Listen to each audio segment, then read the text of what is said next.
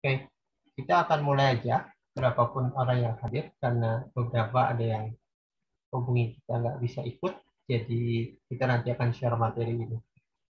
Alhamdulillah Bapak Ibu, hari ini sengaja kami kumpulkan karena ada perubahan kerja dari kami di Sokah ya. Ini teman-teman sudah tahu Sokah kita. Jadi kami setelah 5 tahun membuat perubahan, karena kami mencoba mengajak umat membuat perubahan melalui ilmu. Ada beberapa hal evaluasi yang telah kami lakukan, dan memang di tahun 2021 ini kami sendiri di Zoka ada perubahan, salah satunya terutama sekretariat kami yang di Jatiwaringin akan diubah menjadi kampus, walaupun kampusnya kampus virtual. Jadi nanti mungkin kami akan mengajak salah satu kampus untuk bermitra gitu, dan kami sendiri akan fokus pada pembinaan atau pembelajaran tentang metode berpikir atau berpikir ya. Karena kami memang dari awal didirikan sangat passion tentang berpikir.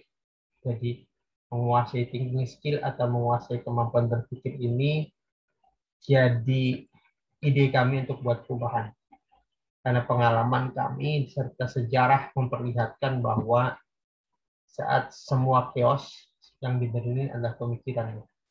Buktinya Rasulullah ketika datang ke Madinah, pertama kali yang dibangun adalah masjid, bukan menyelesaikan tantangan. Karena disitulah tentang proses berpikir. Dan Rasulullah hadir di muka bumi ini untuk memperbaiki akhlak, dan akhlak itu output dari berpikir. Jadi sebenarnya Rasulullah mengajarkan strategi berpikir.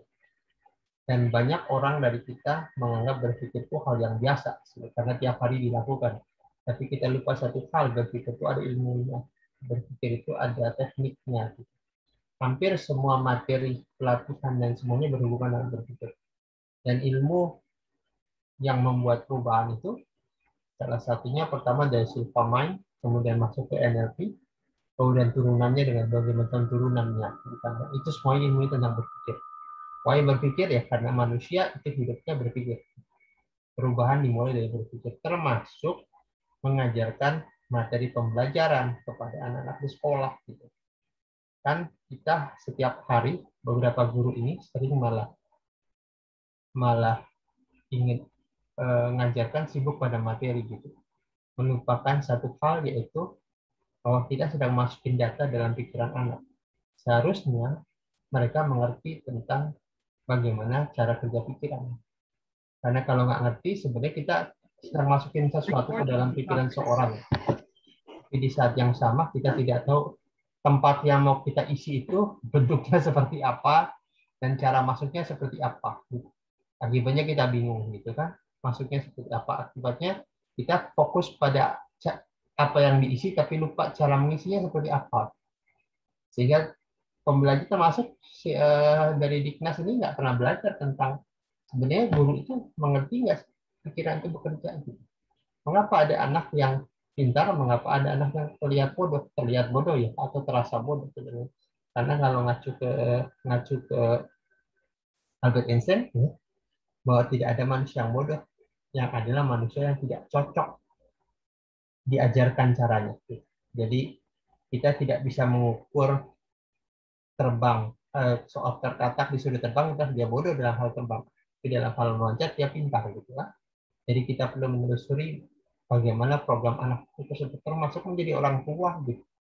Menjadi orang tua itu kita perlu pikir, walaupun sama-sama kita asuh dari kecil gitu, kita tumbuh dikembangkan, tapi kita lupa bahwa anak itu punya program berpikir sendiri. Bagaimana dia menafsirkan data yang masuk dan memprosesnya sehingga menjadi sebuah output, perilaku dan sebagainya ya. Dan tiap anak menjadi berbeda-beda. Mengapa berbeda pada dididik dengan cara yang sama? Ya, karena dia punya data berbeda, dan kita seperti sama tapi sebenarnya berbeda dalam hal pendidikan. Dan itu membuat seorang anak menjadi berbeda dalam menerima informasi. Itu yang membuat sebenarnya seorang anak mengapa terlihat pintar, ada yang terlihat bodoh. Sebenarnya bukan terlihat pintar dan terlihat bodoh. Pertama, interestnya berbeda. Yang kedua, strategi dia, karena interestnya berbeda, strategi dia dalam menyerap pelajaran menjadi berbeda. Itu yang membuat tiap anak terasa seperti terlihat bodoh atau ada yang anak pintar. Padahal hardware-nya sama otak. Tapi mengapa berbeda-beda? Ini kan tentang siapa yang mengendalikan hardware-nya. Gitu. Oke, saya akan coba berbagi screen ya. Oh, saya lupa belum di apa? Saya lupa. Bentar. Oke, sebelum berbagi screen. Bentar, ini kok saya belum. Oke.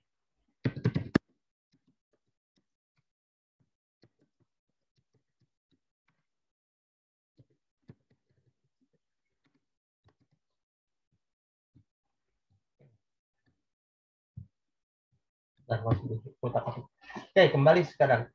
Jadi kembali, pahami ketika kami masuk 2021, kemudian kami ingin membuat perubahan, kami kemudian merubah konsep kami menjadi konsep kampus. Jadi kami ingin berbagi ilmu. Dan ilmu yang mau kita sebarkan adalah ilmu berpikir. Pertanyaannya gini, waktu kami membuat berpikir, kami mulai tadinya dengan mindfulness, yaitu sebuah proses kerja di mana kami hanya yakin bahwa mindfulness orang muslim itu sholat. Tapi pertanyaannya, sholat seperti apa yang membuat kita menjadi lebih tenang, lebih rileks, dan bisa membuat perubahan gitu. Karena beberapa tahun yang lalu gitu, 6 tahun atau 7 tahun yang lalu lah, kita pernah diskusi gitu. Kemudian ada seorang ustadz mengatakan kepada saya, ini saya lagi diskusi ekonomi umat ya. Ustadz itu mengatakan satu hal, benerin aja dulu sholatnya. Saya waktu melihat itu memandang ustadz itu, tapi dalam hati berpikir nggak nyambung nih ustadz. Tapi setelah saya berpikir-pikir gitu, dan saya mendapatkan materi mindfulness walaupun dulu belajarnya kurang kurang bagus gitu, karena saya agak mental block yang ngajarin saya seorang paranormal gitu. Waktu itu belajar di Singapura ya, gitu. Dan tapi setelah saya buka-buka kembali, saya mulai sadar tentang gara-gara saya baca itu karena baca artikel seorang Jepang, tentara Jepang melihat sholatnya orang Muslim gitu, dan mereka melihat kemudian berpikir, inilah active meditation gitu, meditasi aktif gitu. Dan ketika saya membaca kembali tentang teori mindfulness, ini saya dapatkan di sholat. Nah, maka kemudian kita mulai dengan membuat perubahan dengan namanya TMT, Tauhid Mindfulness for Productivity.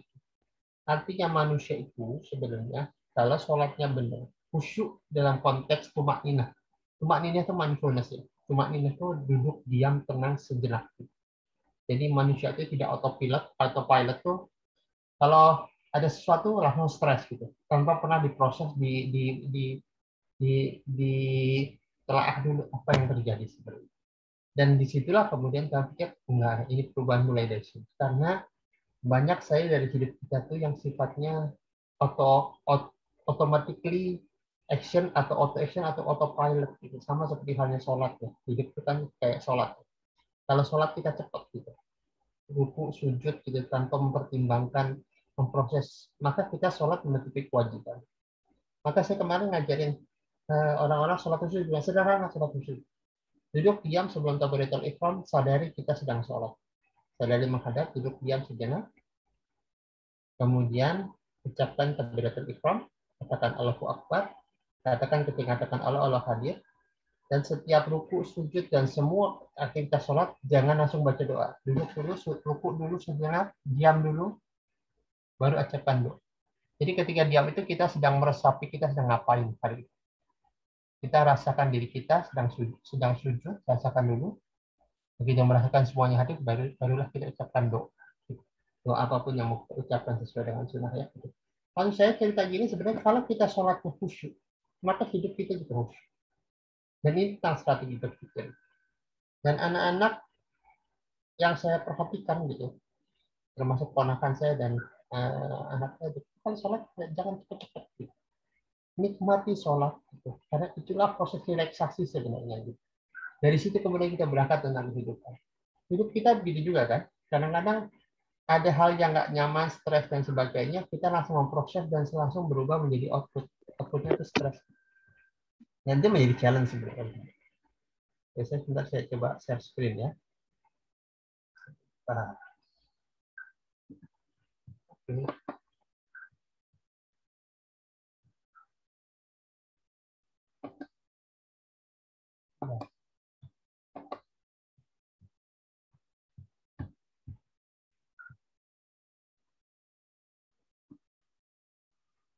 Jadi sebenarnya ketika kami merubah diri menjadi kampus tuh kami ingin membagikan dua ilmu.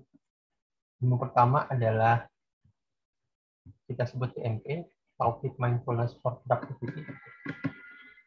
Jadi dari sini sebenarnya kita belajar tentang hidup itu kalau bisa berhenti sejenak sebelum kita memproses. Berhenti sadari diri terhadap apa. Tapi kemudian ketika saya baca ini ada teman-teman, Pak, buat dong sesuatu buat anak-anak. Kemudian untuk anak masa depan dan sebagainya. Sekaligus juga mencari bisnis buat beberapa nggak beberapa, sebenarnya banyak. Beberapa dari saudara kita yang sedang kena dampak ekonomi COVID termasuk di PHK gitu. Karena rata-rata bapaknya bingung mau bisnis apa gitu dan kebanyakan stres.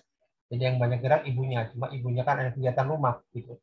Maka kemudian kita buatlah produk namanya Smart Learning atau Subconscious Mind Affirmation Technique for Learning. Jadi sebuah teknik melibatkan pikiran bawah sadar dalam belajar. Dan nanti programnya akan menggunakan metode NLP. Dan semua nanti peserta ini nanti akan kita ajak menjadi mahasiswa Zoka. Gitu. Di mana di situ kita akan belajar dua hal. Pertama NLP, yang kedua bicara problem solving. Kita akan menghasilkan seorang yang menjadi problem solver bagi masyarakat. Kita sekarang bicara smart learning. Apa itu smart learning ya? Sebenarnya ini tentang saya, mungkin beberapa teman-teman yang nggak tahu tentang saya, gitu. Saya ngajar di perusahaan lumayan banyak ya. Tapi dari situ kemudian saya mengerti satu hal. Gitu. Ternyata karena di HRD itu suka gini tuh sebenarnya. Oh ini tuh tentang soft skill. Oh ini tentang hard skill, technical skill gitu. Banyak orang yang sangat mengagungkan technical skill. Gitu. Tapi melupakan satu hal tentang soft skill. Soft skill itu bicara tentang mind, bicara tentang pikiran. Dan saya sering cerita, Rasulullah datang itu memperbaiki cara berpikir. Akhirnya cara berpikir itu nomor satu, before anything. Dari jam. Karena itulah yang menjadi kebiasaan orang-orang di Andalusia, kejayaan kita di Andalusia kan seperti itu. Makanya banyak temuan-temuan inovasi ada di zaman Andalusia. Karena disitulah banyak manusia berpikir di sana. Mengkreat sesuatu dan berpikir cara berpikir. Seperti halnya Plato dan Aristoteles dan sebagainya, jadi mereka ini sebenarnya pemikir salah satunya memikirkan cara berpikir, dan dari situlah ditemukan teknik mnemonik dan sebagai teknik singkatan kata dan sebagainya. Oke, nah sekarang saya mau cerita ini dulu. Jim Quick ini diramalkan tidak akan menjadi orang siapapun.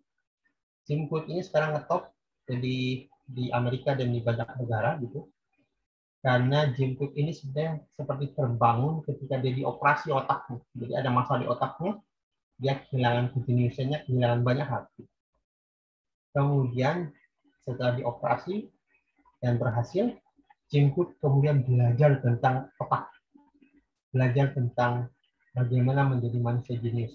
Karena dia merasa orang itu banyak mencibir dia karena kejeniusan dia, karena dulu ketika sebelum dioperasi dia seperti orang yang banyak lupa, orang bodoh dan sebagainya, cara memahami orang susah.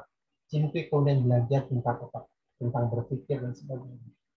Dan sekarang dia menjadi trainer, menjadi public figure, yang mengajarkan bagaimana menjadi genius in every field dari orang tersebut. Dia sedang men-challenge apa kata Einstein tentang manusia baru menggunakan 10% dari otaknya dan dia perlu mengejar. Bisa nggak saya menyempurnakan minimal sampai 20%. Dan Jim Quick mengajarkan orang menjadi jenius, cara berpikir efektif, cara belajar efektif. Kenapa? Karena tiap hari manusia itu belajar. Jadi jangan dikira yang belajar itu yang di sekolah aja. Tiap hari kita menerima data, tiap hari kita memproses data. Yang kita baca, kita lihat, kita dengar, kita rasakan, kita proses dalam pikiran. Dan menariknya adalah, karena itu tiap hari kita lakukan, kita tidak merasa harus belajar. Karena sebenarnya yang membedakan orang jenius dan bukan adalah bukan dari hardware-nya. Kalau hardware sama, otak Einstein dan kita sama kok. Yang membedakan Einstein itu ada jaringan disebut synapse dalam otaknya itu terhubung dengan banyak hal. Ini indikasi orang pintar tuh, orang jadi itu data dengan data di dalam pikiran itu terkoneksi satu sama lain. Itulah orang jenius. Disitulah karena orang suka baca, suka diskusi, suka lihat YouTube, belajar tiap hari, terjadi proses koneksi dengan otak. Maka saya sering mengatakan ke teman-teman baca Quran yang benar, tajwid yang benar. Saya juga masih belajar sebenarnya gitu. Karena tajwid Quran itu variasinya banyak. Dan karena variasinya banyak, maka terjadi proses link antar data begitu cepat, begitu banyak variasinya. Maka orang-orang Rusia itu, saya pernah dengar orang Rusia cerita, ada satu taman di Rusia itu isinya adalah orang-orang tua yang suka main catur tiap hari. Saya nggak pikir, mereka main catur tiap hari. Nah, orang Islam harinya baca Quran, karena baca Quran itu terjadi perubahan. Jadi menurut Jim Quick, genius people itu otaknya aktif. Otaknya aktif bekerja, berpikir, dan sebagainya. Bahkan ketika diam pun dia berpikir, terjadi koneksi data yang luas.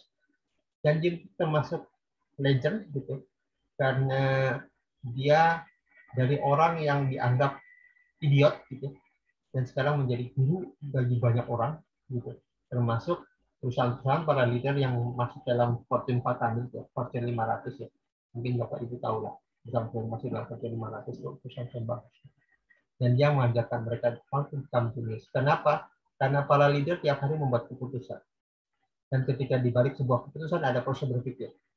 Semakin terampil memikirkan sebuah proses, maka semakin terampil juga output yang dihasilkan. Dan itulah tentang input. Oke, nah sekarang saya mau cerita sedikit tentang NLP komunikasi model. Ini sering banget saya bawain karena ini tentang input, proses, dan output. Jadi, setelah event dari luar masuk di proses adalah pikiran, outputnya adalah behavior, perilaku, kejeniusan, dan sebagainya. Yang sering kita dapatin sehari-hari adalah behaviornya atau outputnya.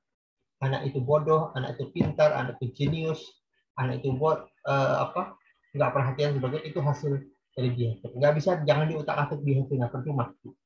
Tapi yang harus kita otak-atik bagaimana dia berpikir, bagaimana dia memutuskan bahwa ini menjadi susah.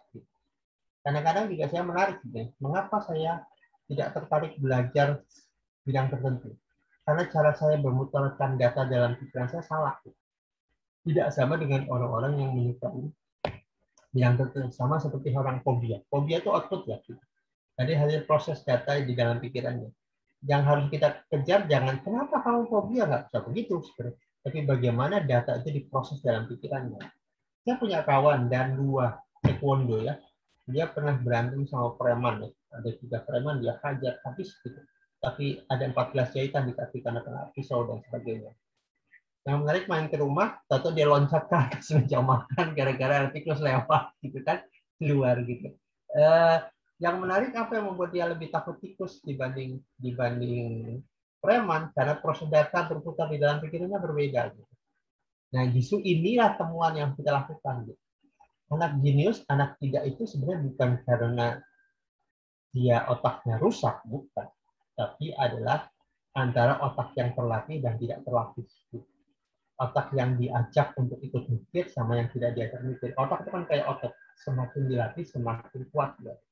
Jadi kalau kita membiasakan di tiap hari itu berpikir hal buruk, gitu, maka otak itu seperti otomatis proses gitu, memikirkan hal buruk. Dan kalau tiap hari saya bilang misalnya pelajaran matematik gitu, kemudian dalam hati, aduh susah nih, susah lagi, susah lagi. Itu seperti kita memproses data dengan cara yang susah. Dan kita membingkai matematik itu dengan cara yang susah. Akibatnya apa? Akibatnya behaviornya menjadi susah. Dengan mental itu dia bawa dalam kelas, ya susah. Karena sebelum pelajaran saja dia sudah tidak bisa. Jadi materi itu distrasi tidak bisa bukan karena diberikan, tapi sebelum pelajaran dia sudah mengatakan dia tidak bisa. Akibatnya cara memproses datanya menjadi berbeda. Dan ini harus dipelajari oleh para guru, para pembelajar, dan semuanya. Kalau kita ingin mempelajari sesuatu, kita harus pahami before kita masuk ke pelajaran itu, tanyakan dulu how do you feel. Feel itu juga tentang berpikir ya. Karena feel itu hadir setelah proses berpikir. Oke, sekarang kita masuk ke materi penting. Mengapa manusia bisa lupa? Ini kita penting. Karena ini tentang strategi. Kembali ya, tentang tidak ada otak yang rusak, yang ada adalah otak yang terlatih dan tidak terlatih. Tidak ada pikiran yang rusak, tidak ada pikiran terlatih dan tidak terlatih. Ternyata manusia itu, mengapa bisa lupa? Karena manusia itu ternyata, satu, mengapa dia lupa? Karena memorinya masih jangka pendek. belum masuk ke jangka panjang. Jadi seperti halnya naruh bolpen gitu, di depan gitu. Kita ke lama kemudian, bolpen di mana tadi ya gitu. Karena mau langsung masuk di jangka pendek, belum masuk ke jangka panjang. Dan hitungannya detik itu, bahkan 1 atau 2 menit. Kita hanya ingat kemudian hilang. Yang kedua kalau masalah medis, tentu masalah otak ya. Yang ketiga masalah psikologis, kita terlalu fokus pada masalah gitu. Maka ada istilah orang itu nyebut gini sebenarnya dalam NLP ya, jangan terlalu serius dengan masalah, nanti kamu jadi bodoh. Mengapa? Sayang. Ketika kita serius menghadapi masalah, bagian otak kita ada bagian otak virus namanya korteks, dan bagian otak yang stres, yang membuat kita hanya 3 pilihan, fight, flight, or freeze, jadi melawan, pergi, atau membeku, tidak melawan, itu namanya bagian otak reptil. Ada bagian otak limbik. Otak limbik itu otak operatornya gitu. Jadi dia bagian otak untuk menyusui seperti kita ya. Gitu. Ketika stres dia akan larikan moodnya ke bagian otak reptil. Dan ketika dia santai, relax, dia bagian ke otak korteks, bagian yang membuat kita bisa berpikir gitu. Nah makanya anak-anak itu kalau gurunya galak dan sebagainya, secara psikologisnya masuk ke otak reptil. Otak reptil itu jadi bagian logiknya terganggu gitu, karena proses kerjanya ada di otak reptil. Justru semakin stres dia semakin amburadul dia karena logika yang kerja. Jadi bagian reptilnya yang kerja. Maka kalau guru terbaik ketika anak-anak lagi stres gitu, sebaiknya duduk tenang, tarik nafas, lakukan proses relaksasi dulu, baru belajar lagi. Keempat, membuat lupa apa? Karena tidak dianggap penting. Oh ya, tapi tidak dianggap penting. Kita mungkin ingat-ingat 2 menit, 3 menit, kemudian hilang. Yang kelima, jarang dipakai.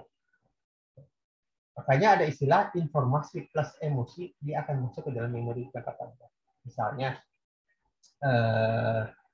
ada sebuah informasi. Kemudian, anggaplah kita ketemu artis favorit. Ya. Nah, ini ya telepon saya 081 disebutin sekian. Itu kita langsung nge-why. Karena ada emosi kita di situ. Emosi bahagia, senang, dan sebagainya. Ketika disebutin, cepat tuh ingat. Karena itu dianggap penting. Tapi ketika seorang ngomong sesuatu dan tidak dianggap penting, oh ya, kita hanya ingat 2 menit, kemudian itu hilang.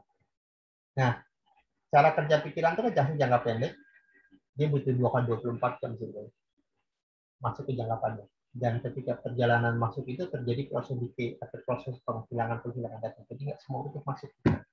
Disitulah mengapa manusia bisa lupa. Jadi kadang-kadang data kita masuk jangka pendek kemudian blank hilang. Maka ada strategi untuk mengingat. Itu yang disebut dengan strategi mnemonik. Tapi sebelum strategi itu dilakukan, kita perlu juga membuat namanya strategi rasa nyaman hari itu.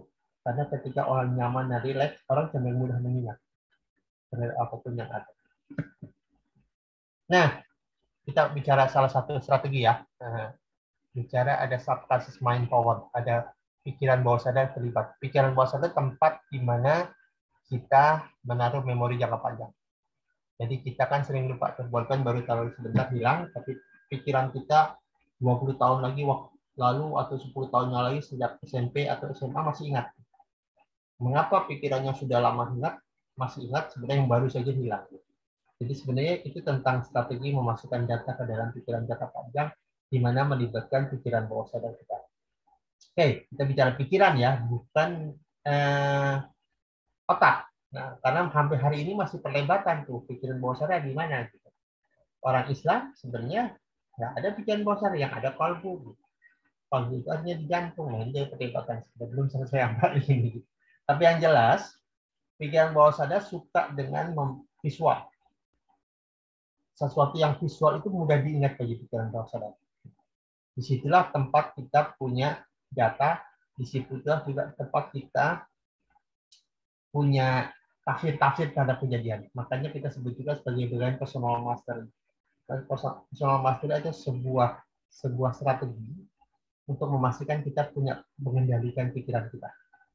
Nah, kendalinya ada di mana? Kendalinya di bawah sadar. Cuma tugas kita di sadar adalah bagaimana kita bisa memilih data-data penting di bawah sadar untuk kita tampil.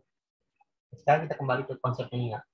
Salah satu 2 hal yang perlu kita ingat di dalam proses mengingat itu asosiasi dan imajinasi. Mengapa itu penting? Karena mereka ini mudah diingat dan mudah menjadi, karena bawah sadar itu imajinatif ya, gitu, imajinasi. Sehingga mudah masuk ke dalam pikiran bawah sadar. Gitu. Karena masuk kalau sadar sifatnya jangka pendek. Misalnya gini ya, kita parkir mobil, nah, saya suka tuh parkir kendaraan, parkir mobil di mall gitu. Kadang-kadang kita parkir di B2 atau di B2, terus parkirnya di H3 gitu. Jadi B2 H3 itu kan kalau kita ngobrol ke sana kemana parkir di mana ya gitu ya gitu kan, karena basement kan juga gitu. Maka sebenarnya sederhana itu. Kalau kita bilang B2 H3 itu susah ngapalin karena terlalu banyak data di kita. Jadi kita gunakan asosiasi dan imajinasi. Salah satunya apa? B2 apa yang berhubungan dengan B2? Misalnya ada dua buaya.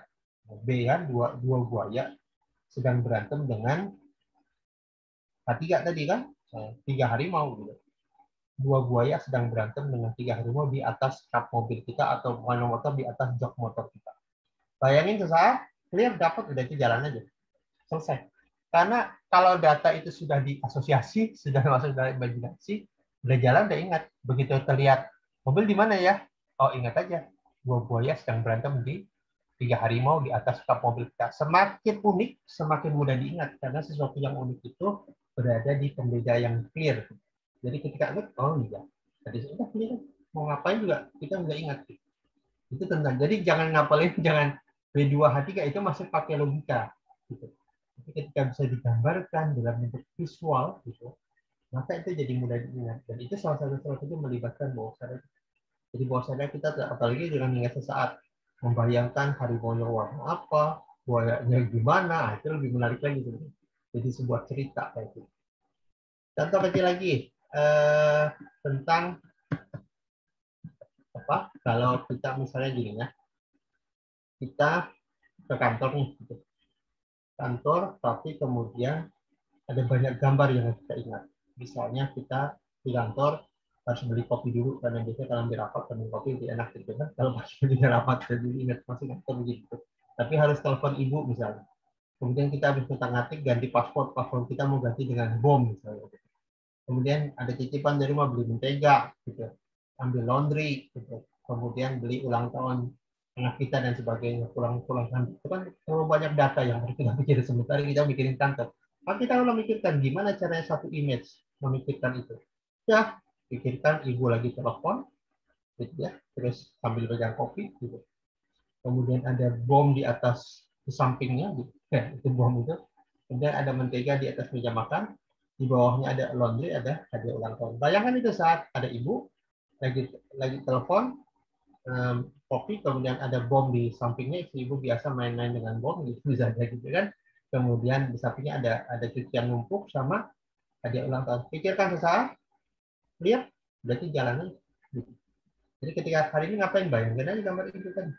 Lagi telepon, ada kopi dan sebagainya. Dan itu strategi berpikir gitu. Hanya dengan memikirkan itu menjadi mudah. Kenapa? Karena kita melibatkan bawah sadar. Dan itu tentang strategi. Jadi banyak manusia tahu mikir tapi dibutuhkan bawah strategi. Dan strategi terbaik di dalam berpikir adalah melibatkan bawah sadar kita. Kita biasa itu. Oke, saya selesaikan dulu materi deh ya, biar kita clear. Oke.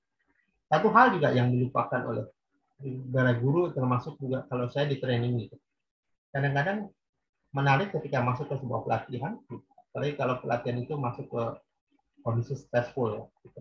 Ya, apa yang pertama kali kita lakukan namanya learning state atau kondisi siap belajar. Gitu. Karena cara belajar terbaik satu, Jimmy Cook menyebutnya fast. Pertama, kita harus berada dalam kondisi yang kosong gelas. Forget everything, gitu. Fokus, anggap kita orang bodoh. Gitu. Yang kedua, harus aktif itu menulis, menanya, dan sebagainya. Yang ketiga tentang state kondisi mental. Fokuskan hari itu belajar. Makanya saya sebenarnya nggak begitu suka tuh kalau ngadain pelatihan, pelatihannya di kantor. Karena di situ nanti state-nya nggak berubah. Jadi nanti kalau ada staffnya atau datang karena minta, karena biasanya ngisi para leader karena tanda tangan semua banyak fungsi keluar dan sebagainya. Dan yang menarik ketiga, terakhir manajemen state, pastikan ketika kita belajar, pastikan kita punya kewajiban mengajarkan pada orang. Pastikan itu ada di dalam menafikan ilmu ajarkan ke siapa. Karena dengan cara itu sebenarnya kita menjadi kuat belajar. Saya ingat dulu pernah terjadi sebuah konsultan, dan kadang-kadang kalau kita dikasih pelatihan gitu, pelatihan yang jauh-jauh gitu, ke luar negeri bahkan ya gitu. Kadang-kadang kita bukannya santai di sana loh. Karena begitu selesai pelatihan 2 hari, seminggu kemudian saya harus kasih pelatihan yang sama tuh, termasuk ke atasan kita tentang materi yang sama. Dan itu menjadi menarik kan, kita akan ditanya A, B, C, D gitu. Karena kita ketika dibayari kita ikut pelatihan dan tinggal di Singapura atau kemana itu, kita diwajibkan untuk nggak tidur saat seminar dan sebagainya. Jadi kita belajar, akibatnya saat seminar kita banyak nanya dan sebagainya. Kita karena takut saat ditanya. Setiap slide harus ngerti gitu. Karena nanti diminta slide-nya dan kita diminta jelasin dan kita harus bisa ngerti. Disitulah kemudian kita mulai masuk teknik NLP namanya Enkel. Jadi kalau Bapak Ibu mulai belajar pertama atau mengajarin ya, terutama para guru nih, kalau ada para guru, termasuk kita juga. Pertama, tanyakan kepada diri, apa yang terjadi bila saya menguasai ilmu ini? Ilmunya akan diajarkan. Feel, dapetin state-nya, dapetin kondisi mentalnya. Apa yang terjadi pada saya itu berarti? Apa hal bagus? Yang kedua, pikirkan satu kondisi di masa lalu, di mana kita sangat jenius menerima pelajaran. Sangat jenius, sangat nyaman, dan sebagainya. Jadi gunakan teknik anchor itu kapan nanti kita belajar. Anchor itu sebuah tombol, kode dalam bentuk di tangan maupun apapun gitu. Untuk ketika digunakan, kita akan menarik perasaan ketika zaman dulu lebih bahagia atau lebih mudah menerima pembelajaran. Dengan menggunakan anchor tersebut, kita seperti terpicu untuk mengembalikan kondisi mental tidak seperti masa lalu. Dan kemudian baru mulai belajar. Jadi make sure kita berada di dalam kondisi yang ready untuk accept menerima pelajaran. Karena kalau kita tidak siap, sama seperti halnya sholat, gitu. Duduk, tengok kiri kanan, itu ya, Allahu Akbar. Nah, itu nggak menarik sebenarnya. Karena apa? Karena dengan cara itu kita tidak berada dalam kondisi state yang tepat. Kita sebut sholat state gitu. Jadi ketika mengucapkan Allahu Akbar tidak terasa Allahnya gitu. Karena pikiran kita masih di sana. Maka sebenarnya kalau di dalam sholat atau dalam belajar, duduk dulu tenang, tarik nafas, perhatikan kondisi kita. Selesai itu, kalau sholat langsung Allahu Akbar, kita baru masuk. Nah, di dalam belajar kita gunakan state. Gitu. Saya masih mau tanya tentang anchor ini. Berapa Ustaz? Boleh nggak gunakan anchor? Kalau boleh, boleh. Bagus juga gunakan anchor. Anchor lagi kondisi tenang, damai, baru kita sholat. Gitu. Karena itu membuat kita menjadi lebih powerful dalam hidup. Jadi learning state adalah sebuah kondisi mempersiapkan diri kita sebelum belajar. Dan hitungannya menit, cuma 2-3 menit atau 4 menit. Dan pastikan kita ngerti. Pastikan guru juga kalau mengajarkan, pastikan dia tahu manfaatnya. Jangan sampai hari ini ya, sampai hari ini saya masih belum tahu mengapa saya belajar sinkos tangan. Karena saya tidak tahu manfaatnya bagi hidup. Maka itu waktu belajar itu saya nggak ngerti. Sinkos tangan bagi saya nggak menarik. Karena gurunya gagal menerangkan ke saya, ini nanti dipakai buat apa. Saya cerita seorang guru, karena anak saya di Inggris kan kali ini. Dan menarik, kalau saja menjelaskan sepertiga setengah. Ini guru itu nekat, mungkin dari sekolah gitu. Do you know 1/3? Kalau sepertiga, anak-anak kan bingung sepertiga apa. Dia ambil dasinya. Ini dasi katanya. Ini sepertiga, crack digunting, ini sepertiga, dan ini setengah. Crack digunting. Saya pikir hebat juga gurunya itu. Jadi dengan cara itu fun belajar. Nah kalau fun, orang terlibat di dalam prosesnya, akibatnya menjadi menarik.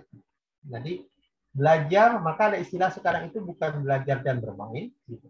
Tapi belajar bermain untuk belajar. Di dalam permainan ada pembelajaran gitu. Dan itu sebenarnya yang dilakukan. Trennya sekarang di luar itu. Saya sih ingin cerita sedikit ya, mungkin beberapa ada guru gitu. Karena saya dapat raport dan muridnya banyak. Dan saya lihat raportnya luar biasa. Guru itu kalau kita waktu kecil dulu kan, ya bagus, tingkatkan, disiplin, dan sebagainya. Itu mungkin dia nulis sama kita. Tapi dia ditulis dengan secara personal. Jadi mungkin guru itu ngajar mungkin 200. Yang menarik adalah 200 itu tulisannya satu persatu ditulis sangat personal. Jadi kayak anak saya lihat ketika kamu pertama kali datang ke Inggris, kamu seperti ragu-ragu gitu. Jadi ceritanya sangat personal. Dan saya membacanya kan tertegun, hebat juga guru di sana. Karena itu sekolah negeri ya, artinya saya nggak bayar sana gitu. Dan itu saya cerita hebat juga. Guru itu memperhatikan each person tiap ya. Dan yang menarik adalah begitu selesai sekolah gitu, tiap hari begitu selesai, tanyakan how do you feel today sebelum pulang. Ada terbuli kah, ada apa, karena mereka sangat bisa dengar. Jadi sebelum pulang itu guru itu jadi ada 5 atau 10 menit sebelum pulang, how do you feel? Kemudian teriak-teriak pulang itu posisi happy. Nah, itu menarik sebenarnya. Jadi di sana saya ingin cerita state atau kondisi mental itu nomor 1 dibanding intelektual. Jadi bayangkan sekolah 6 minggu, libur seminggu. Saya juga sekolah 6 minggu, libur seminggu, kemudian sekolah lagi. Dan anak itu happy sekolah. Saya juga kaget pada anak saya Inggrisnya belum pernah belajar bahasa Inggris sekalipun, begitu di sana happy, happy dia tidak bahasa Inggris dan jadi cepat bahasa Inggrisnya. Kenapa? Karena semua orang seperti mendukung dia, seperti dunia mendukung dan sebagainya. Dan menarik menurut saya. Dan itulah tentang belajar. Karena bagi pembelajaran hari ini sebenarnya ada istilah IQ lebih penting dari IQ, jadi emotional quotient lebih penting dari IQ. Sebenarnya bukan dari intelektual nggak penting, karena ketika emotional state, kondisi emosional seorang itu bagus, dia akan lebih mudah menangkap. Mengapa? Tadi saya seperti katakan tadi, dia akan masuk kondisi korteks, kecerdasan. Waktu UAN pertama kali ujian negara, saya pernah diajak seorang beberapa bimbang memutar baru sekolah. Cuma mereka targetnya kan dekat di sekolah. Cuma saya sudah diskusi dengan para guru muter sejak Jabodetabek. Ya, Jabodetabek beberapa sekolah. Bahkan saya di beberapa sekolah saya diajak mereka untuk mengajarkan pada guru dan siswa tentang ketenangan dalam belajar menghadapi ujian. Karena beberapa sekolah kasih tahu ke saya, banyak anak Pak dalam hidup kita ini ulangan hariannya bagus. Saya begitu ujian jeblok. Jadi mereka takut ketika mau UAN.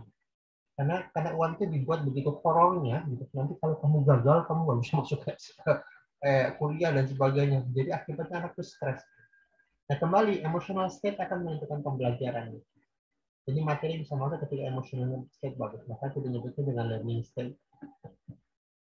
Nah berikutnya, ketika belajar, gitu, future pacing. Jadi nanti tadi saya ingin cerita sedikit tentang strategi belajar. Pertama, pastikan kita masuk dalam learning state, kondisi siap belajar. Yang kedua, punya strategi memainkan pikiran. Tadi itu tentang melihat gambar dan sebagainya. Yang ketiga, sebelum belajar namanya future pacing. Kalau saya belajar ini selesai, what will I be? Kita kira-kira jadi seorang seperti apa? Kalau saya misalnya kayak Sakti baca buku gitu, saya sebelum baca buku sebenarnya tutup dulu buku. Kalau buku ini ketika saya tutup dan saya kuasai, kira-kira saya jadi orang seperti apa? Apa yang berubah pada hidup saya? Bagaimana saya berpikir ke depan? Pikirkan itu. Ketika dapat kliknya, baru kita mulai belajar. Kenapa? Berpikir bahwa kita akan menjadi sesuatu di masa depan, membuat kita menjadi semangat belajar. Dengan semangat itulah kita membuat perubahan. Baik, itu sedikit strategi sebelum kita lanjut. Boleh ada pertanyaan, boleh dilakukan. Oh, tidak banyak orang. Boleh ada pertanyaan? Kalau ada pertanyaan kita nantikan sesaat sebelum kita lanjut.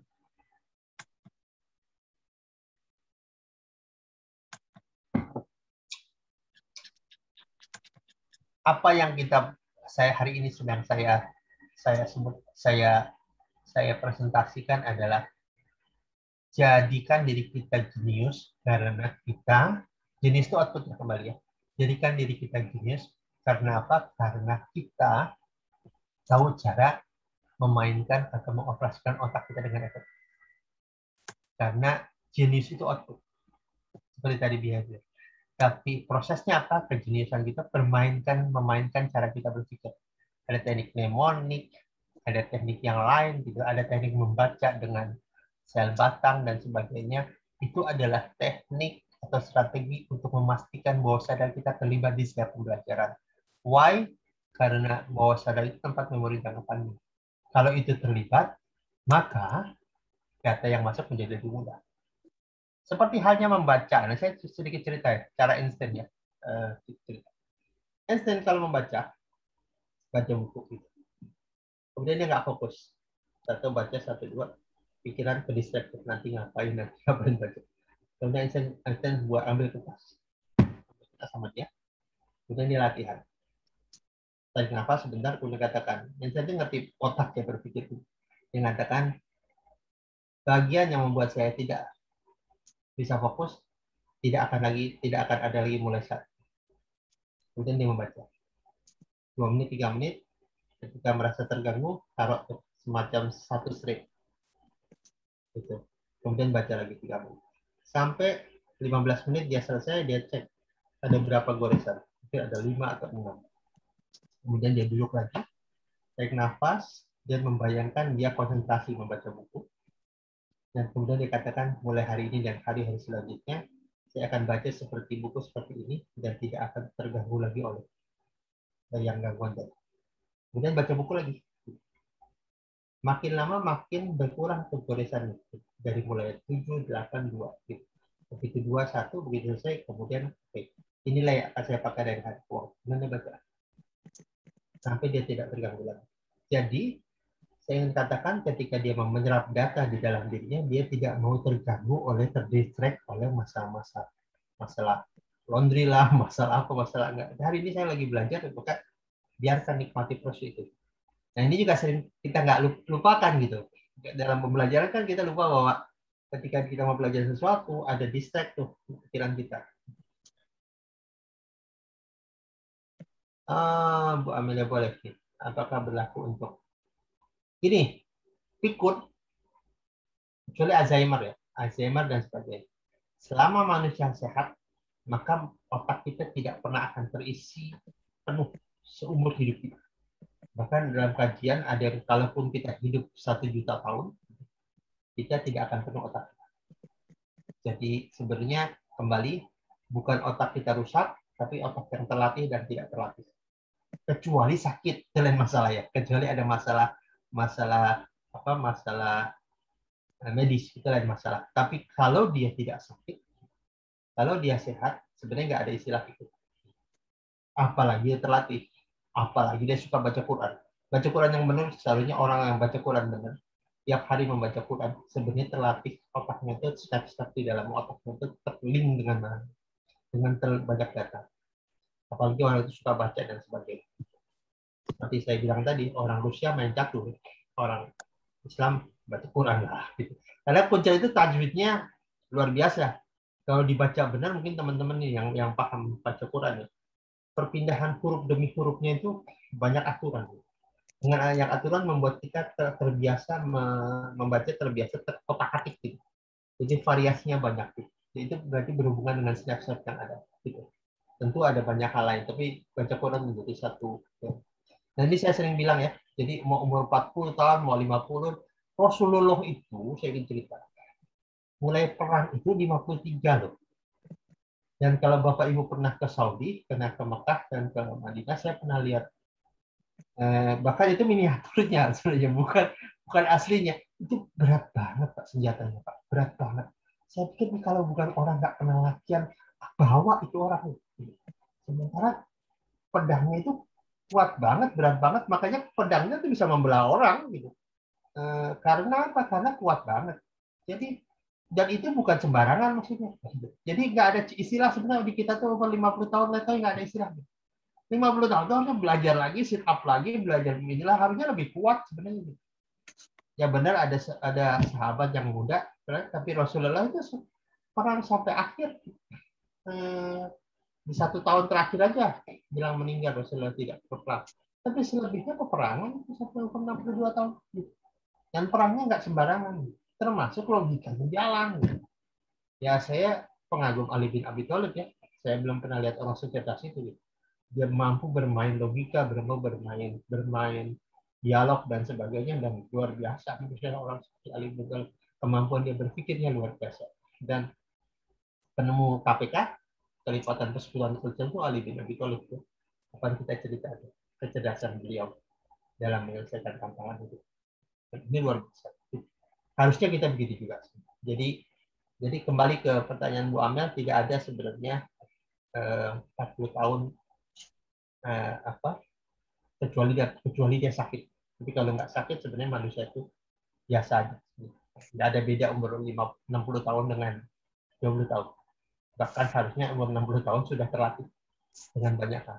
Artinya otot-ototnya makin kuat. Otot pikirannya itu masih gitu. Jadi nggak ada hubungan seperti itu. Kembali hanya otak terlatih dan tidak terlatih. Kita kadang-kadang melupakan bahwa hidup ini menggunakan pikiran. Kita lupa. Dan kita tidak melatih bagaimana menggunakan pikiran. Padahal pikiran itu kita pakai sehari-hari. Tapi kita lupa bagian itu. Padahal harusnya kita melatih juga. Kalau kita melatih otot, harusnya kita melatih pikiran. Karena pikiran yang kita gunakan gitu. Saya suka sekali dengan Rocky Gerung, bukan suka sekali dengan cara dia kritik.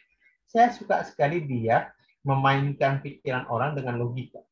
Harusnya kalau saya sebenarnya senang kalau dialog debat dengan Rocky Gerung. Karena dia bermain logika dengan logika. Dan saya suka gitu. Suatu saat Rasulullah sama Ali bin Abi Thalib bercanda. Nah, ini tapi permainannya di balik permainan logika nih. Dalam ilmu NLP namanya slide of mouth. Jadi Rasulullah, Ali sengaja bermain dengan Rasulullah gitu. Jadi mereka disuguhin kurma gitu. Kemudian makan kan gitu. Tapi kalau Ali makannya bijinya diumpetin. Sementara Rasul naruh bijinya di sebelahnya gitu. Kemudian Ali menegur Rasul. Ingin bandingin. Saya nggak ada bijinya, Rasul banyak bijinya. Lapar ya Rasul. Rasul kelihatan bercanda, tapi Rasul menjawab lagi dengan hebat gitu. Karena dia ngelihat kan Ali nggak ada bekas bijinya, Rasul banyak bijinya. Jadi kemarin memang logika. Kata Rasul sambil senyum, kamu yang lebih parah Ali. Kenapa Rasul? Kamu makan kurma dengan bijinya, sebenarnya saya bijinya ditaruh gitu. Itu kemarin tentang permainan logika gitu. Jadi namanya reframing, membingkai sebuah perkataan gitu. Dan sebenarnya itu permainan reframing. Dan Aristoteles dan Aristoteles dan banyak sekali dengan banyak sekali filsuf dulu sering memainkan permainan reframing namanya. Jadi bermain dengan logika karena mereka itu senang diskusi dan debat dengan akal sehat, maksudnya debat yang argumentatif. Karena kalau debat argumentatif itu memainkan logika gitu. Dan itu tentang logika. Oke, saya akan lanjut dulu ya. Kita akan diskusi lagi.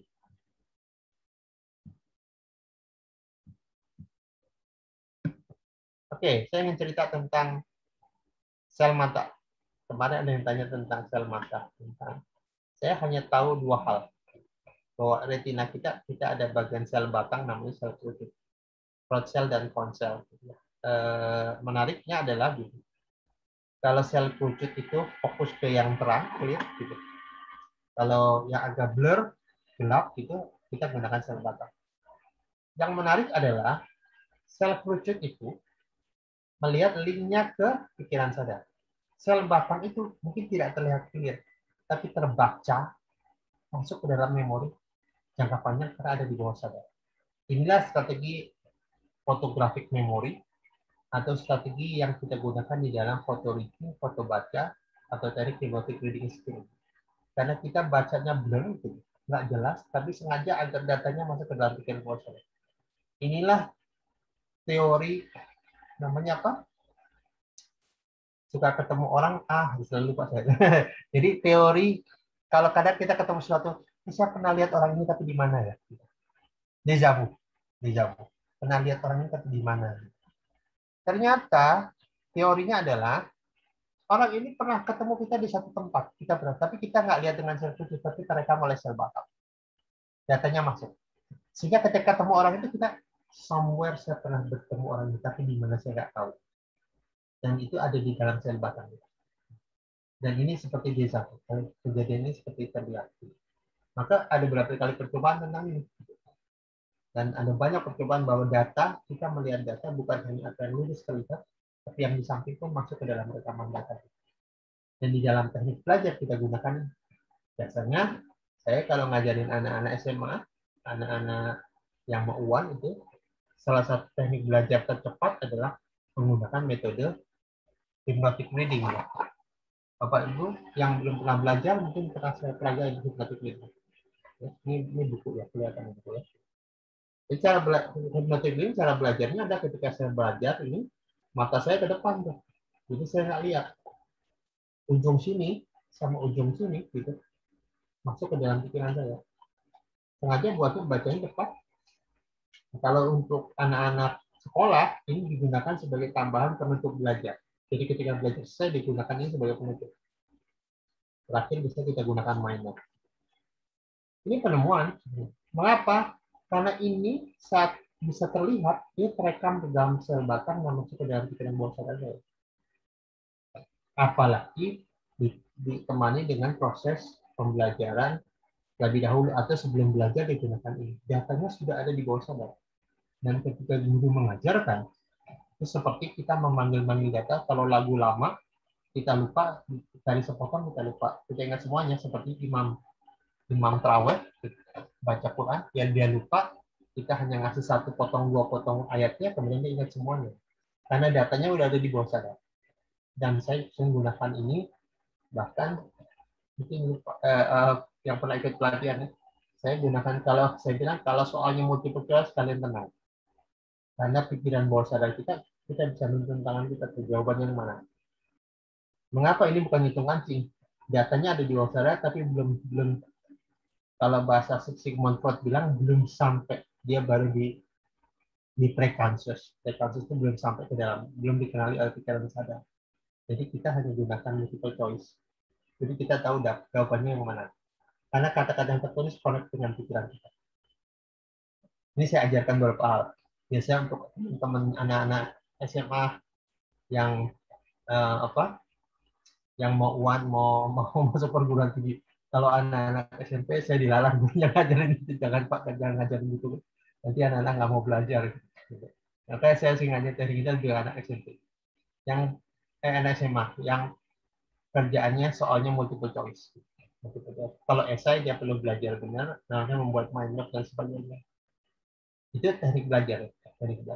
Jadi saya ingin cerita bagaimana anak-anak kita ketinggalan zaman, ketinggalan step di luar. Orang tidak lagi materi ya diajarkan, tapi anak-anak itu diajarkan cara belajar efektif dengan menggunakan pikiran bawah sadar. Maka mereka diajarkan tentang tadi learning state, teknik mnemonik dan sebagainya, agar mereka terbiasa, dan teknik-teknik itu sebenarnya bisa dipakai ketika mereka nanti lulus dalam kehidupan. Karena dalam kehidupan kita itu sebenarnya tiap hari kita belajar loh. Tiap hari kita memasukkan data ke dalam pikiran kita. Dan kalau kita tampil memproses datanya, kita tidak menjadi jenius. Karena data yang banyak seperti menjadi percuma, walaupun kita baca buku begitu banyaknya. Disitulah kita perlu paham tentang bagaimana pikiran kita. That's why saya di Zokah termasuk passionate mengajarkan ini pada para siapapun yang berminat, karena diharapkan mereka nanti membuka kelas. Tentu kemarin tadi saya bilang ya, kita mengembangkan dua hal. Yang pertama tauhid mindfulness for productivity. Yang kedua smart learning. Smart learning itu ajakannya adalah agar ibu-ibu, para bapak-bapak dan ibu-ibu, mungkin terutama ibu-ibu yang lagi mencari bisnis, membuka bimbel yang unik. Maksudnya bimbel tentang pelajaran kita boleh ajarin boleh, tapi ada juga bimbel yang ajarkan cara belajar. Karena kita itu termasuk tidak adil pada anak-anak. Kita nyuruh anak itu punya nilai bagus, tapi tidak pernah mengajarkan cara belajar. Sama seperti tidak pernah mengajarkan cara berpikir. Kita suruh anak itu menjadi rajin, menjadi pintar dan sebagainya. Tapi pernahkah kita ngajarin cara berpikir yang efektif?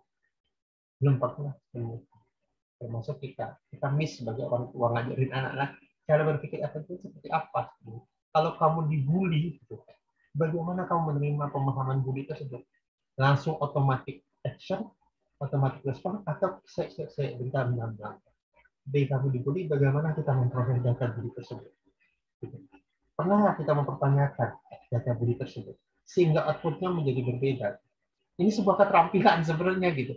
Manusia tuh anak-anak dibully, kemudian tahu nangis, kemudian rasa, kemudian sakit hati dan sebagainya. Mengapa? Karena kita membiarkan prosesnya otomatis. Tapi ketika prosesnya dibentar, saya dibully, anggaplah kita dikatakan binatang atau apa. Pertanyaan menariknya itu, Ini related nggak sih? Pantas nggak sih ini diproses menjadi sebuah kemarahan, sebuah sakit hati, atau ini hanya sekedar sebuah data yang tidak perlu disimpan? Buang aja. Kita lupa satu hal bahwa di NLP diajarkan kamu adalah sutradara bagi dirimu. Kita adalah sutradara bagi kita. Kadang-kadang kita membiarkan semua data itu masuk ke dalam proses, kemudian timbulnya di autorespon tanpa kita ada instruksi di dalamnya gitu. Akibatnya state kita, kondisi mental itu jadi jatuh. Gitu. Ketika kita katakan satu, tahan, pikirkan dulu. Pantas nggak sih ini diproses dalam pikiranmu? Atau masih dipikirin sebenarnya gitu.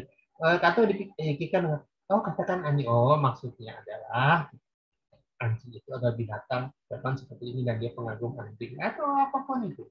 Gunakan itu sebagai sebuah informasi dan kita adalah sutradara bagi pikiran kita.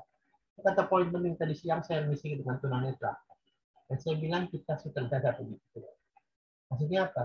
Karena pikiran kita, output respon kita, down dan sebagainya, itu hasil kerja dari pikiran. Dan kenapa kita menjadi down? Karena kita membiarkan pikiran itu liar tanpa kendali. Karena kita ada sutradara bagi pikiran kita. Dan itu yang harus kita pegang hari ini. Termasuk ke anak-anak dan sebagainya. Karena kejeniusan ataupun tidak ditentukan bagaimana kita merespon. Oke, kadang-kadang kita terbajak oleh pikiran tersebut. Tapi ketika ada waktu, stop. Apakah semua data yang masuk ini kita biarkan menjadi sebuah respon dalam sebagainya, atau kita perlu interupsi sebenarnya? Jangan-jangan nggak jadi gitu amat. Maka ada istilah, saya sering ngomong kan, bisa nggak manusia bahagia tanpa alasan? Seperti halnya anak-anak ketika saya tsunami itu, gitu. Karena saya agak aktif waktu terlibat tsunami, anak-anak itu main bola di tengah kesulitan orang, anak-anak itu main bola. Jadi pertanyaan saya, kok bisa nanti main bola happy gitu, senyum. Kenapa dia harus bahagia? Karena dia tidak membiarkan proses itunya menguasai dia gitu. Having fun is now gitu. Sementara kita yang dewasa, ketika kita lagi susah gitu, merasa bahagia itu seperti dia punya hak untuk bahagia. Ketika kita susah, kita banyak masalah, bisa nggak kita tersenyum melepaskan itu semua? Harusnya bisa, cuma kita tidak merasa itu punya hak kita lagi gitu. Dan itu harusnya menjadi sutradara bagi kita. Harus sutradara bagi pikiran. Ajari ke anak-anak. Kamu tuh saudara. Kalau kamu merasa down, susah, kamu coba review lagi. Bagaimana susah itu terjadi? Apa yang kita pikirkan? Bisa nggak kita instruksi positif? Agar rasa itu menjadi berubah. Jangan membiarkan rasa itu menguasai kita. Kamu ada sutradara bagi dirimu. Dan itu saya selalu ingat kata-kata itu. Tadi saya sudah cerita Einstein dan baca buku tadi, cerita tadi. Dan ini tentang kami, saya mau tawarin ke Bapak Ibu. Jadi nanti Bapak Ibu yang tertarik, gitu.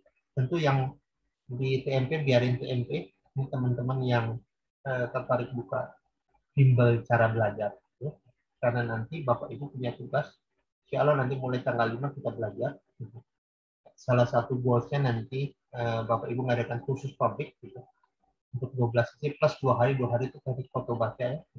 12 sesi itu bicara tentang mnemonik, cara menggunakan pikiran. Gitu. Kemudian kita punya target, jadi nanti kita punya klub member itu nanti ada impact dan sebagainya. Dalam klub itu sebenarnya kita ingin cetak para institut, para pebisnis yang boleh menjual khususnya di publik. Gitu. Jadi belum ada khusus yang Bapak Ibu yang dulu pernah ada dibuat oleh Pelan Consulting, tapi saya nggak tahu, nggak ada kabarnya. Khusus itu mengajarkan teknik mnemonik, teknik memori aja sayangnya. Khusus itu ngajarin yang jual mahal gitu, tapi di Kelapa Gading dan sebagainya. Tapi saya nggak tahu masih ada apa nggak. Isinya adalah jadi tiap datang kayak Kumon, kayak Sakamoto, kalau ini akan diajarin cara mikir, cara berhubungan dan sebagainya selama 12 sesi. Kemudian setelah itu anak-anak berkumpul diajarin teknik tadi menyerap data dengan sel batang. Kemudian itu biasanya 2 hari. In a row itu maksudnya saya belajar hari Sabtu, minggu ini belajar lagi. Kenapa? Karena anak-anak ketika Sabtu supaya sempat tidur, terjadi proses inkubasi memori, kemudian besok belajar lagi. Jadi nanti diajarkan di situ. Cuma cara belajar kita adalah nanti saya akan ajarkan, jadi Bapak Ibu nanti yang tertarik masuk dalam klub member mentor ya, gitu.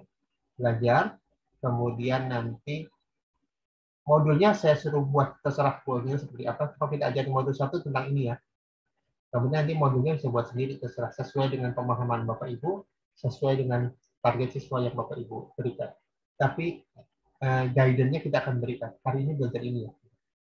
Silahkan buat, boleh ngikutin punya kita atau buat rancang sendiri. Dia smart learning seperti itu. Tentu nanti kita berharap kita punya 10.000 member. Nanti Bapak Ibu diajak untuk mentor, mencetak mentor, maksudnya jadi Bapak Ibu nanti boleh ajak orang, member get member. Tentu yang awal ini kita untuk terlibatnya hanya infak, itu infak buat kegiatan sosial ya. Nanti cuma berikutnya kita akan gunakan satu angka, di mana Bapak Ibu boleh ngajak orang, nanti ada sistem komisi tapi bukan MLM namanya ya. Jadi member get member. Jadi kalau ada ajak orang masuk, kemudian nanti ada komisi dan sebagainya, targetnya memperbanyak kursus tentang kursus kecerdasan. Jadi banyak ibu-ibu, kenapa saya bilang muslimah, karena tadi baru cerita tentang banyak muslimah yang bingung, jadi karena suaminya di PHK dan tidak tahu bisnis apa. Menurut saya bisnis kecerdasan menarik untuk dibuka. Gitu. Jadi Bapak Ibu bisa buka dari rumah, kadang-kadang menjadi trainer juga di sekolah-sekolah dan kampus ya, karena target kita adalah SMP ke atas. Kalau SD tampaknya mungkin karena kesalahan mengajarkan, ada teknik-teknik pernah diajarkan, tapi si anak jadi bingung cara menghafalnya. Jadi mungkin kita butuh SMP ke atas. SMP ke atas, kita nanti target pesertanya ya gitu. Nanti Bapak Ibu belajar, terlibat dalam sebuah komunitas, saling belajar, saling latihan, dan kemudian boleh buka untuk publik. Target kita di sebagai lembaga swadaya masyarakat, sebagai lembaga swadaya, mencetak generasi cerdas muslim di masa depan. Karena kalau anak-anak ini tahu cara belajar efektif, cara menggunakan pikiran secara efektif, dan terus berlatih, maka dia akan menjadi terampil di masa depan. Bayangkan kita akan menghasilkan sebuah generasi yang kasarnya tidak ada matinya. Karena kalau orang ya punya kecerdasan total, kecerdasan emosional dan intelektual. Sebenarnya tadi saya cerita ya, orang Jepang itu intelektualnya bagus. Maksudnya memproses datanya cepat. Ya. Saya ingin cerita, ada teman tinggal di Jepang, main ke Indonesia, saya lagi nyusun materi buat sebuah perusahaan para leader ya. Problem solving. Gitu. Kemudian dia ketawa, belajar ke siapa gitu ya. Tadi itu, ini orang Jepang dari awal tuh diajarin gitu. Jadi orang Jepang itu sudah pintar. Dari kecil sudah belajar. Cuma satu yang nggak diajarin, emosional, kecerdasan emosi. Itulah makanya ada banyak bunuh diri dan sebagainya di sana. Kecerdasan emosi kurang, tapi kecerdasan problem solving sudah ada. Itu yang sering jadi tantangan Jepang itu kan, karena bunuh diri bagian dari budaya juga. Itu jadi tantangan di sana. Itu masalah ya. Tapi saya ingin cerita, mereka melatih kecerdasan. Why? Sebenarnya di Megatrend 2000 gitu. Tahun jauh sebelum tahun 2000 ada. Di tahun-tahun saya masih S2 waktu itu, gitu. Kita membahas bukunya Megatrend tahun 2000. Jadi ramalan orang tahun 2000. Dan agak terbukti itu Jonas Smith dan kawan-kawannya. Salah satunya adalah akan ada masa di mana orang-orang itu umur 40 tahun harus keluar kerja atau dipaksa keluar kerja. Karena perusahaan Amerika memperkerjakan orang yang usia 20-30 tahunan. Why? Karena dianggap lebih fresh, lebih punya kreasi. Umur 40 tahun sudah mulai bisnis sendiri. Dengan kata lain, mereka ingin mengatakan karena ingin mempersiapkan anak-anak di masa tersebut, maka punya kecerdasan datang. Di Jepang tuh ada Sakamoto, ada Kumon, salah satu mencetak manusia yang lulus kuliah atau lulus SMA menjadi cerdas, dan itu nanti akan dipakai korporat. Itu yang menarik. Jadi memang sudah mendekati masa itu. Karena sekarang orang-orang usianya 40 tahun sudah dipaksa golden shake ya. Oleh perusahaan. Golden shake itu salaman, dia kayak pensiun dini, karena akan digantikan oleh anak-anak yang muda. Makanya generasi X, generasi milenial yang udah 40 tahun, sekarang sudah nggak nyaman di perusahaan. Beberapa yang saya tahu ya. Karena mereka sudah seperti tidak dikasih kerjaan dan sebagainya. diminta untuk resign dan sebagainya. Karena akan ada masa ke sana. Dan masa berikutnya adalah akan banyak perusahaan tapi dengan sedikit orang. Dan lalu lintas akan lebih sepi. Karena orang ke kantor menjadi lebih dikit dan itu sudah menjadi kenyataan. Yang bahkan dulu nggak pernah diamalkan COVID. Tapi ada banyak orang work from home. Jadi itu terjadi oleh industri dan kawan-kawan. Makanya kursus kecerdasan banyak dilahirkan juga. Termasuk kursus kecerdasan seperti ini. Cuma dulu-dulu kan dalam bentuk pelatihan. Kadang-kadang 6 hari kegiatan seperti ini dan mahal bayarnya. Ini sekarang kita pecah menjadi semacam kursus gitu kan. Dan kita ajak gitu ibu-ibu dan bapak-bapak ajarkan ini pada anak-anak kita. Sehingga kita akan melahirkan generasi yang mohon maaf ya tidak banyak mengumpat pemerintah walaupun kita kecewa dengan pemerintah, tapi kita tidak mengumpat tapi lebih fokus pada kreativitas, how to solve the problem. Maka kami di kampus Yoga itu sebenarnya ingin mengajarkan solving the problem. Jadi kita nggak fokus lagi bicara tentang masalah. Masalah is always there. Talent selalu ada di sana. Tapi yang perlu kita bersihkan adalah bisa nggak kerja menjadi problem solver di setiap tantangan yang ada. Dan hari ini sangat diperlukan. Kami kedatangan banyak orang yang di PHK dan sebagainya. Satu hal yang mereka nggak punya adalah keyakinan bahwa dia akan keluar dari tantangan. Apa semua susah dan sebagainya. Allah selalu bilang. Dan apalagi kemarin yang cerita begini, Pak Ari saya itu pengennya gini, pengennya tuh saya punya uang, cari uang yang banyak, udah itu nanti saya akan ibadah buat. Saya bilang itu mimpi. Saya bilang kenapa mimpi? Karena Rasulullah dari awal sampai akhir hidupnya penuh dengan tantangan. Tapi Rasulullah melihat dunia ini dengan cara yang santai. Jadi karena tidak ada istilah nanti saya akan taruh uang di itu, saya tinggal nikmati, kemudian saya tinggal hidup dengan ibadah segala. Come on, saya bilang. Itu sebenarnya ngarang. Karena tidak akan kejadian seperti itu. Bahkan orang yang kaya pun masih butuh uang. Jadi nggak akan jadi kejadian. Yang ada adalah kejadian kita menikmati challenge demi satu persatu dalam hidup ini sampai kita terampil menguasai keadaan. Dan itu tentang terpikir.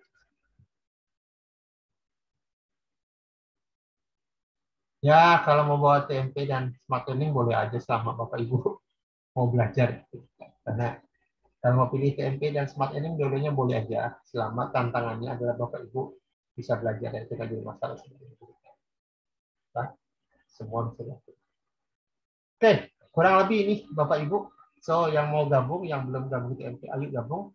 Karena di kita cuma impak aja. So, mana gabungnya? Bentar. Karena kita sebenarnya target kita sih di sini sebenarnya yuk tampil buat orang cerdas. Nah, yang belum tahu ke sini ya mungkin teman-teman kalian udah tahu ya. Tinggal ke WA itu aja, ke WA di bawah, kemudian hubungi itu, kemudian masukin ke dalam grupnya. Nanti perlahan kita belajar. Pada intinya kami ada ide, ada ilmunya, nanti mengolahnya seperti apa kita bareng-bareng belajar. Cuma yang ada dalam pikiran kita modelnya adalah pelatihan diberikan dalam bentuk kursus 12 sesi, kemudian sisanya ditutup dengan 2 hari pembelajaran itu yang ada. Tapi apakah ini perlu dirubah? Let's see what happen. Kita nanti diskusi di dalam portfolio ini seperti apa. Yuk, kalau ada yang mau terlibat, ayo kita belajar, perbaiki. Kemarin ada tanya, Pak, kalau ngajar di sekolah gimana? Silahkan ngajar di sekolah. Bapak Ibu bisa ngajarkan dalam bentuk tadi pembelajaran. Mengapa? Karena ada dua hal, gitu, seperti yang terjadi selama ini. Jadi selama ini banyak orang-orang mengajarkan gaya perusahaan, di mana anak disatukan belajar 2 hari, 3 hari, gitu. Kemudian nanti menjadi terampil. Saya lihat dalam perjalanannya ternyata nggak gitu juga. Why nggak gitu juga? Karena anak-anak ternyata tidak cukup mampu menerima pelajaran begitu banyak. Jadi memang harus dipecah gitu satu-satu sampai dia menguasai, sampai dia terlibat dan sebagainya. Jadi sampai menguasai sebuah skill sama seperti Quran kan? Nggak pernah diturunkan sekaligus, jadi diturunkan bertahap terjadi pembelajaran di situ. Oke, ada pertanyaan boleh diajukan? Kalau tanya tentang materi tadi ataupun tentang PMP, Smart dan sebagainya. Saya berharap Bapak Ibu ngerti message-nya. Message-nya adalah di terampil. dalam memainkan pikiran. Dan sebenarnya itu yang membuat chaos. Itu yang membuat dunia juga chaos. Itu yang membuat kita juga chaos. Gitu. Karena kita tidak terampil berpikir, kita tidak terampil mengasah pikiran. Kita juga tidak terampil mengasah otot pikiran kita. Karena sebenarnya menguasai otot. Jadi kalau kita lihat kehidupan, termasuk di sekolah aja lah, anak-anak belajar itu menggunakan pikiran. Kemudian hidup juga menggunakan pikiran.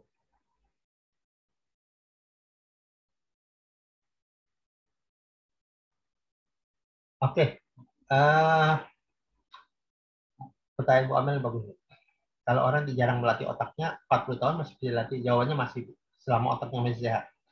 Secara organ ya, masih secara organ, secara hardware masih sehat, masih jadi dipakai gitu, selama sehat. Jadi kalau mau umur 40 tahun, 80 tahun pun nggak pernah terlatih kan dia, tapi sebenarnya terlatih dalam menerima data dan ngeluarin data kan tiap hari begitu. Yang perlu kita latih di umur 40 tahun nggak masalah kok. Jadi kita lebih terampil di umur berikutnya. Dan kita terus tumbuh ya, selama tidak ada masa di organ kita, kita terus tumbuh. Gitu. Sel-sel kita terbangun snap terus menerus gitu. Maka kemarin tadi saya ceritakan ternyata snap-snap itu bisa bergabung satu sama lain. Jadi kita tidak pernah penuh memori kita sebenarnya. Seumur hidup kita. Kalau umur kita sampai 1000 tahun pun, walaupun tidak ada orang sampai umur 1000 tahun, gitu. Kalau umur kita sampai segitu pun sebenarnya tidak pernah akan penuh. Jadi harusnya nggak ada kata pikun. Jadi saya bilang pikunnya udah tua, nggak ada hubungannya. Itu nggak nyambung. Dan jawabannya B kalau saya bilang. Benar-benar tapi tidak berhubungan gitu sih gitu. Jadi nggak nyambung sebenarnya. Orang berumur tua tuh ya, tapi apakah otaknya ikut tua? Ya dalam konteks ini konteks memori ya nggak juga sebenarnya. Buktinya banyak orang pakar-pakar memori itu pada suatu usia tua. Dan harusnya di luar negeri gitu. Ada berapa mahasiswa kedokteran gitu. Kalau di luar negeri boleh juga masuk ya, saya juga baru tahu tadi. Jadi ada orang umur 62 tahun gitu. Masuk kedokteran dan diterima gitu. Mengikuti sebuah tes dan diterima dan bisa gitu. Dan di beberapa kejadian kan ada ya, ada orang yang umurnya 65 tahun kemudian mulai masuk kedokteran gitu.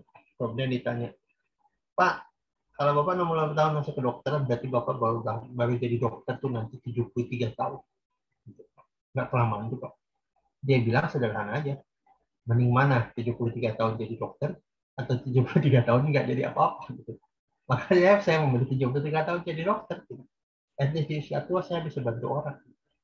Jadi itu contoh ya. Sama, pembelajarannya begitu juga. Jadi indahnya kalau di luar orang masuk kuliah tuh banyak yang tua gitu, jadi masalah. Bahkan ada yang mengisi waktunya dengan kuliah lagi. Walaupun sebenarnya kuliah di sana sebenarnya baik muda maupun tua ya gitu. Jadi profesor itu kadang-kadang umurnya masih muda. Karena sekolah di sana kan sebentar ya. Gitu. Bachelor 2 tahun, di Amerika master 2 tahun, di Inggris setahun. Kemudian bila itu 3 atau 4 tahun bahkan menjadi doktor. Gitu. Jangan itu total itu 2, 3, 7 tahun. 7 tahun di kita mungkin bahkan ada yang masih S1 gitu. Sekolahnya kelamaan kita sudah jadi dokter loh gitu. Dan menjadi profesor muda. Kenapa? Karena di sana profesor itu penemuan. Jadi kalau kita menemukan sesuatu yang bagus, kita bisa nggak jadi profesor gitu. Jadi itu bukan lamanya mengajar gitu. Di kita kan lamanya mengajar. Maka profesor kita tua-tua. Waktu IMF masuk, kita kan kesel gitu. Karena ya profesor doktor kita yang hebat-hebat itu dibantuin oleh anak-anak muda yang umurnya di bawah 30 tahun. Yang datang sebagai profesor doktor juga. Sama juga ternyata di luar sana menjadi profesor itu terbuka bagi semua orang. Asal kita menemukan sesuatu. Ya betul, masyarakat sering mengatakan bahwa udah tua untuk lupa. Nggak ada. Gitu. Itu tentang strategi. Jadi kembali saya bilang, orang itu bukan tua umurnya, tapi terlatih atau tidak otaknya. Kalau terlatih, maka terampilah dia berpikir dan menjadi jenius. Kalau dia tidak terlatih, ya itu. Gitu. Einstein juga menemukan E sama dengan MC kuadrat waktu udah tua. Pertanyaannya adalah, apakah E sama dengan MC kuadrat itu sebuah kebenaran? Sampai hari ini sebenarnya perdebatan. Tapi tidak ada bisa yang mengcounternya. Karena untuk bisa mengcounternya dia harus memikirkan seperti Einstein. Einstein kan memikirkan kecepatan cahaya dengan duduk dan membayangkan naik roket. Kemudian menghitung kecepatan cahaya dalam imajinasi. Pertanyaannya siapa yang bisa bantah? Kita harus melakukan hal yang sama dengan Einstein gitu. Ya nggak ada yang sama, nggak ada yang sama gitu. Jadi hukum relativitas sampai hari ini pun tidak ada yang bantah satupun. Membantah itu dua hal, karena nggak sanggup bantahnya, karena malas mengikuti Einstein, atau mau ya udahlah itu penting nggak penting gitu kan sebenarnya gitu. Tapi saya ingin cerita itu ilmu yang sampai hari ini tidak pernah, yang masih kita legend bagi Einstein. Mungkin kapan-kapan saya kasih puzzle-nya Einstein. Dulu saya mecahin ini sambil senyum-senyum, gila nih Einstein menurut saya. Puzzle-nya ada, gitu, 1-2 puzzle gitu. Yang sekarang sih sudah banyak tersebar di internet ya. Cuma awal-awal waktu buat ini, saya pikir lumayan, ceritanya sederhana gitu, tapi mikirnya luar biasa. Yang kata teman-teman, ya saya ngambil lagi ngelindur aja dibuat puzzle gitu. Dan sampai ini masih legend nambah puzzle. Kapan kita cerita itu sering saya bawakan di materi problem solving, materi Einstein, materi problem solvingnya Einstein tentang memilah dan memilih menggunakan logika dan berpikir. Tapi di situ saya ingin cerita itulah hebatnya Einstein. Maksudnya dia tahu banget tentang berpikir. Einstein itu adalah otak kiri. Kan dia orang fisika ya, otak kiri. Tapi imajinasinya luar biasa berkembang. Sehingga dari sini kemudian banyak orang sebenarnya memahami apa yang dikembangkan Roger Sperry waktu dapat Nobel tentang otak kiri, otak kanan, bukan seperti yang kita pikirkan sekarang. Otak kanan tuh, oh kamu otak kanan, sehingga kamu nggak bisa mikirin detail, mikirin logik dan sebagainya. Nggak juga. Otak kiri, otak kanan itu tentang fungsi. Jadi bukan harus seimbang, otak kiri, otak kanan ada seimbang. Kapan kita gunakan kiri dan kapan kita gunakan kanan. Jadi bukan tentang itu. Sebetulnya Edward de Bono, pakar kreativitas dunia. Dia adalah otak kiri banget, tapi dia ngajarin kreativitas. Padahal katanya otak kiri itu logik, kanan itu kreatif, sehingga nggak bisa berpikir. Enggak, dua-duanya dia bisa kapan harus kiri, kapan harus kanan. Dua-duanya bisa pakai gitu. Dan Edward de Bono termasuk pakar lateral thinking. Dia penemu metode lateral thinking. Jadi sebenarnya bukan tentang bodoh atau pintar gitu. Tiap orang itu pintar, everyone is genius kata Einstein. Cuma cara ngukurnya. Gitu. Jangan ukur cara terbang pada seekor katak, ya itu kataknya frustasi gitu. Jangan nilai cara melata pada burung elang ya, burung elangnya frustasi gitu. Maka tanyakan pada orang itu, tanyakan sesuai kapasitas dan kemampuan yang dia miliki. Namun di saat yang sama, seperti manusia, saya termasuk orang yang tidak begitu suka mengkotak-kotakkan bahwa oh kamu ini begini maka kamu harus jadi ini. Saya nggak begitu suka, karena di dalam NLP sebenarnya everyone can be someone gitu. Selama dia mau dan menggunakan pikirannya untuk memfokuskan itu. Jadi bukan berarti orang itu senang pribadiannya, misalnya kepribadiannya detail, kemudian prosedural dan sebagainya, maka dia tidak bisa menjadi seorang pengusaha yang butuh kreativitas. Enggak juga. Kalau dia bisa menggunakan pikirannya, dia bisa kreatif juga. Jadi ini bukan tentang pembatasan profil. Profil itu bukan pembatasan. Otak tengah itu perdebatan Pak Mei. Otak tengah itu perdebatan. Dulu waktu otak tengah hadir ke sini, kemudian yang mengatakan otak tengah, kemudian para dokternya memprotes otak tengah fungsinya bukan itu gitu, macam-macam. Cuma otak tengah itu ternyata istilah karena dulu kita terlalu kiri atau kanan, sebenarnya otak tengah itu. Nah, sedikit tentang otak tengah ya. Saya pernah eksperimen. Jadi kita dapat orang, kemudian dapat sugestinya cuma dalam bentuk subliminal message, jadi nggak kedekat. Saya lagi telusuri, kemudian buat eksperimen. Jadi anak kecil kan, kenapa usianya harus di bawah 14 tahun? Karena ketika 14 tahun bagian reticular activating systemnya atau itu menebal. Jadi seperti halnya kita punya anak yang umurnya sebelum 14 tahun. Kalau tiap hari disugesti kamu tuh nakal, kamu tuh bodoh, atau kamu tuh nggak teliti dan sebagainya, tiap hari ucapan itu.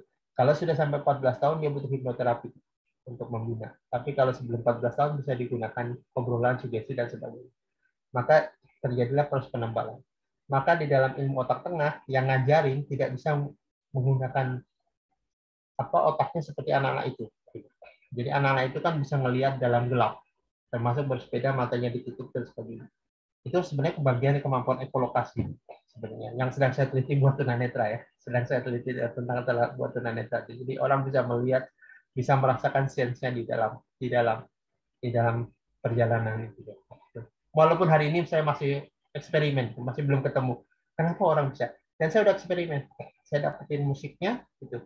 Kemudian anak-anak saya sudah relaksasi, saya dengerin musiknya, dia bisa tuh melihat dalam ditutup matanya, kemudian lihat angka berapa dan sebagainya. Saya masih eksperimen. Namun ketika lagi eksperimen, akhirnya saya hentikan karena ketika kita gunakan otak tengah dari 15 anak, 3 itu mudah kesurupan. Saya lagi bingung, kenapa nih kesurupannya? Apa ada? Jadi ingat kata almarhum Abu Akila ya, mungkin pakar jin di kita ya, sudah meninggal beliau ya. Jadi ketika saya mau belajar teknik terapi gitu, ada bagian leher seperti area nasofaring gitu, bagian sendi di sana ya, saya juga nggak tahu sebelah mana. Di situ tempat masuknya jin. Jadi kalau itu terbuka masuknya jin. Itu yang membuat saya jadi takut. Karena saya lihat waktu saya gunakan, kenapa nih 3 anak ini gampang kemasukan gitu. Akhirnya saya berhenti itu. Karena saya lagi menelusuri suara yang digaungkan. Jadi suaranya sebenarnya seperti sebuah sugesti gitu. Yang digaungkan dan anak jadi melihat mata tertutup. Memang kemampuan evaluasi ini ada. Saya lagi cari memang karena laptop saya hilang itu data musik itu.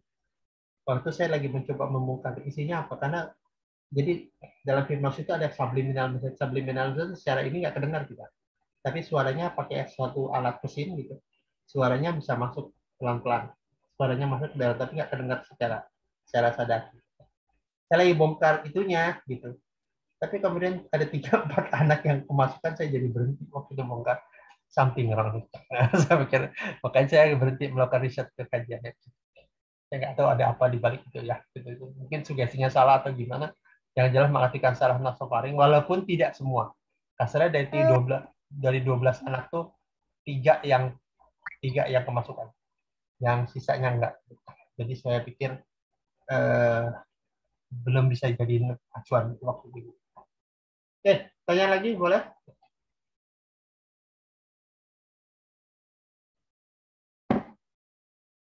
Clear ya. Jadi untuk Bapak Ibu yang tertarik buka bimbel belajar cara belajar, silahkan hubungi nomor tadi. Itu saya buka lagi sebentar. Ini tentang, jadi kami itu sedang, jadi Zokah tuh gini sebenarnya, kita tuh ingin galang dana, tapi kita tidak suka minta. Kita inginnya galang dana sambil mencerdaskan bangsa. Dan ini yang kita harapkan Bapak Ibu terlibat. So, hubungi kita, silakan infak, kemudian hubungi, kemudian nanti kami masukkan ke dalam grup.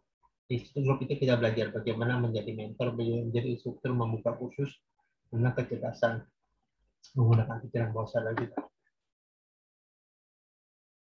Karena kemasukan belum tahu, Bu.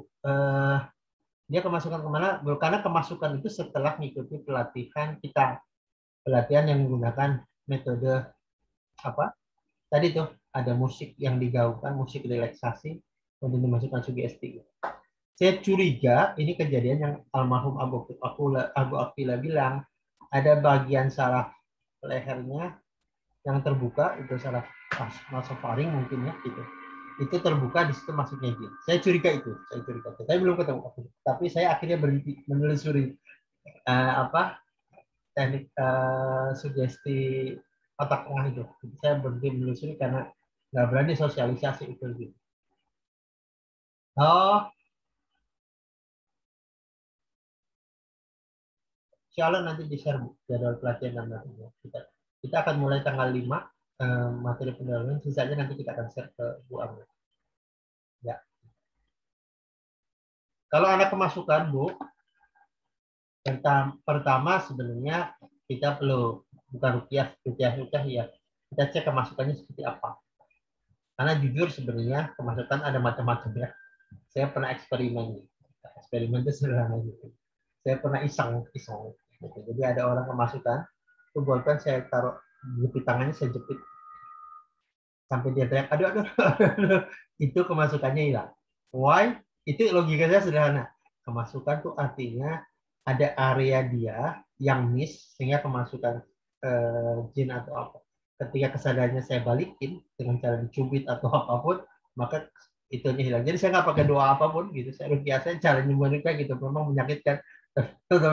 Rese tuh katanya nyakitin tuh. Tapi memang membuat dia bangun gitu. Itu satu ya, saya nggak tahu kemasukan dari sisi apa. Yang kedua, sebenarnya ada orang yang kemasukannya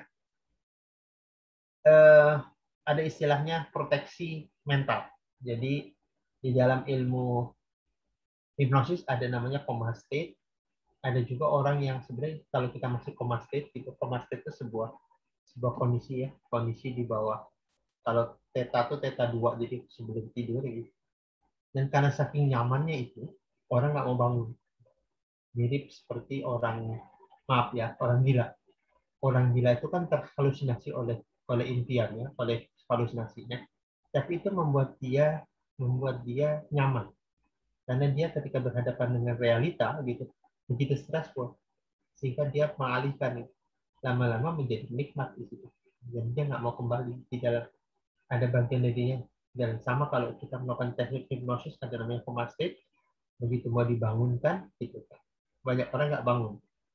Maka kita harus gunakan teknik strategi namanya coma state. Jadi orang tuh terlalu sering nikmat di posisi halusinasinya, karena dia dunia nyata begitu menyakitkan. Gitu. Nah itu juga perlu kita telusuri. Jadi orang ini benar kemasukan atau dia sedang memproteksi diri. Jika masuk dalam halusinasi dan dia senang di situ, dan itu orang nggak mau bangun, karena orang nggak mau bangun karena nikmat berarti di sana. Nah justru itu kita perlu sadarkan gitu. Jadi ada orang begitu, dan anak-anak punya begitu. Kemarin cerita tentang ADHD, saya tanya tentang ADHD dan ADD. Why gitu? ADHD dan ADD itu bagian daripada alat dia untuk mengurangi keresahan. Jadi sekarang banyak orang ADHD ya, ke anak-anak. Tapi kan dunia ini makin resah apa enggak? Jadi bentuk sebuah keresahan. Karena ADHD dan ADD ternyata, ADHD terutama saya nggak tahu ADD. Ini masalah psikologis, bukan masalah organ gitu.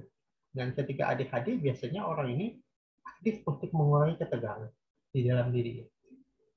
Di situ dia menggunakan teknik. Dan itu sebenarnya kalau bapak ibu punya anak sering kemasukan, dulu gitu. Apa yang membuat dia sering kemasukan? Benar karena setannya, karena ibunya, maka itu gunakan rupiah dan sebagainya. Atau justru ada masalah psikologis. Ini bisa punya sesuatu yang dia pendam, dia tidak mau cerita. Akibatnya dia berhalusinasi, lama-lama kemasukan. Nah, ini yang saya temui ya, beberapa orang di sini. Ya, saya waktu itu ada orang yang suka satu dua dengan ibu, saya bisa dialog dengan dia. Kalau dia ajak dialog, ada apa dengan dia?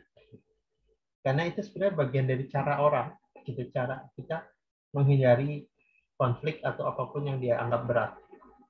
Kita digunakan teknik itu, teknik strategi untuk ngumpet di dalam halusinasi pikirannya dia. Dan ini perlu disusuri, perlu ditelusuri kalau punya anak yang sering kemasukan. Jadi saya pernah nangani orang yang kemasukan, kemudian saya gunakan. Oke, kita sudah jam 9 ya. So, yang mau ikutan saya tunggu gitu. Dan kembali pesan saya hari ini di skillful in maintaining atau mengoperasikan pikiran, karena itu kunci kehidupan. Gitu.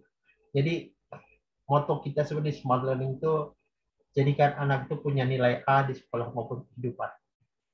Kalau Robert Kiyosaki mengatakan kenapa banyak mahasiswa atau ketika lulus dapat cum laude atau A, bekerja mereka pada yang nilainya rata-ratanya C. Ya, ada bukunya tuh. Why average A working with the C average. Gitu. Kenapa banyak orang punya cum laude bekerja pada yang C ya? Karena yang C jadi entrepreneur, yang cum laude jadi karyawan kan gitu sebenarnya. Keyboardnya kerjanya ke yang pintar, kerja ke saya. Sama Steve Jobs kan, Steve Jobs tuh mempekerjakan orang selalu orang yang lebih pintar dari dia. Ngapain saya ngerjain apa membayar orang yang kepintarannya jauh di bawah saya. Nah itu terjadi. Kalau kita di sini jadikan anak itu punya nilai 100 di sekolah dan kehidupannya. Karena mengajarkan mereka cara berpikir sama seperti mengajarkan cara dia hidup nantinya. Dan itu berlaku. Either sekarang kita berada di SMP, SMK, ataupun kuliah. Gitu. Karena banyak orang kuliah, dulu saya pernah jadi dosen walaupun sebenarnya nggak lama, saya nggak begitu suka itu. Karena ngecek skripsinya anak-anak mahasiswa gitu. Dan sering sekali logika dia nggak jalan ketika buat skripsi. Saya juga heran. Gitu. Apa?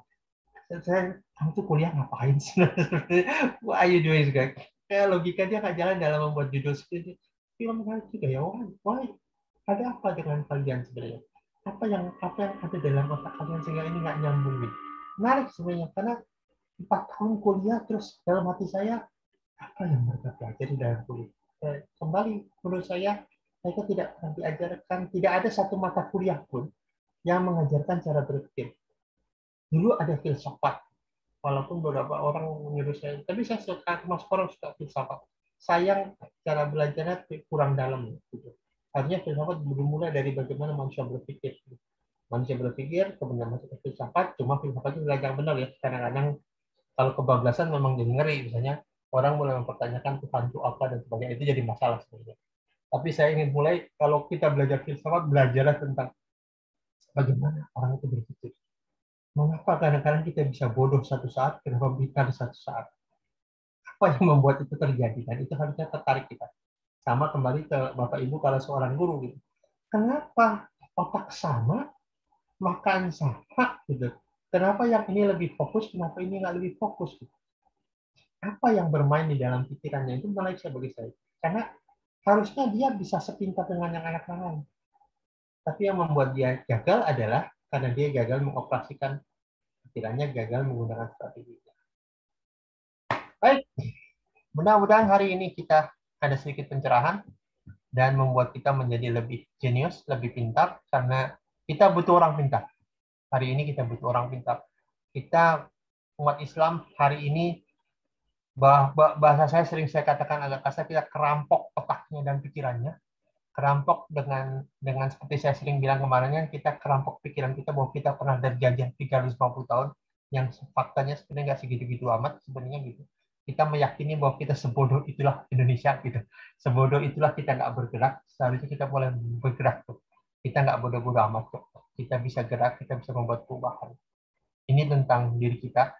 Dan kalau kita bisa nularkan ke banyak orang, maka kita akan meningkatkan kecerdasan pada banyak orang untuk membuat perubahan.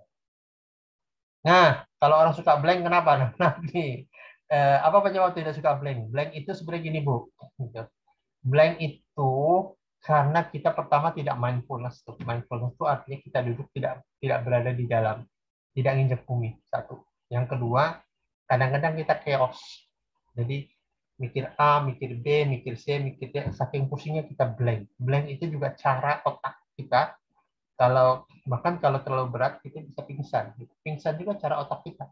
Kalau terlalu overload pikiran kita, gitu. Terlalu overload pikiran kita, dan cara melindunginya nih buat pingsan.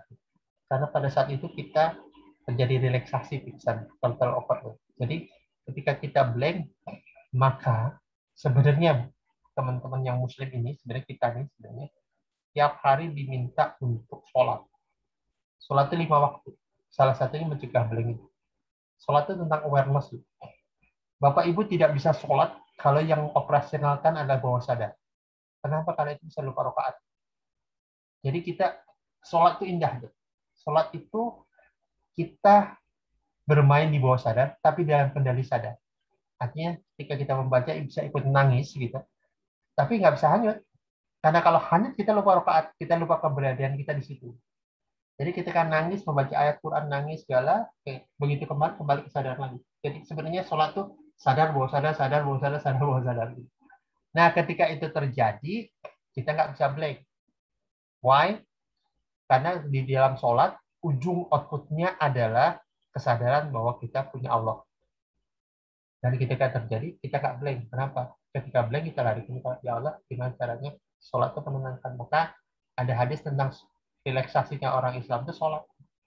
Karena sholatnya sebenarnya seperti mereset ulang, kembali ke posisi semula. Dan itu harusnya begitu sebenarnya. Hanya tantangannya adalah kembali kualitas sholat kita yang jadi masalah. Jadi harusnya sholat itu bukan beban, tapi harusnya sholat itu tools untuk perubahan. Itu harusnya begitu sebenarnya. Dan kita sama-sama belajar. Maka saya sering mengatakan kalau bisa sholat itu jangan autopilot. Jadi sholat itu dari mulai Allahu Akbar sampai salam itu kita menyadari setiap gerakan. Jadi bukan autopilot. Yang lebih parah kan, bahkan saya pernah beberapa kali kejadian seperti itu. Saya udah asar belum ya? Bayangkan, sebuah sholat, sebuah pertemuan yang begitu indah dengan Allah, kita lupakan keindahannya, saya mengatakan, jadi udah asar belum ya? Itu artinya sholatnya nggak berkualitas, karena nggak ada rasa.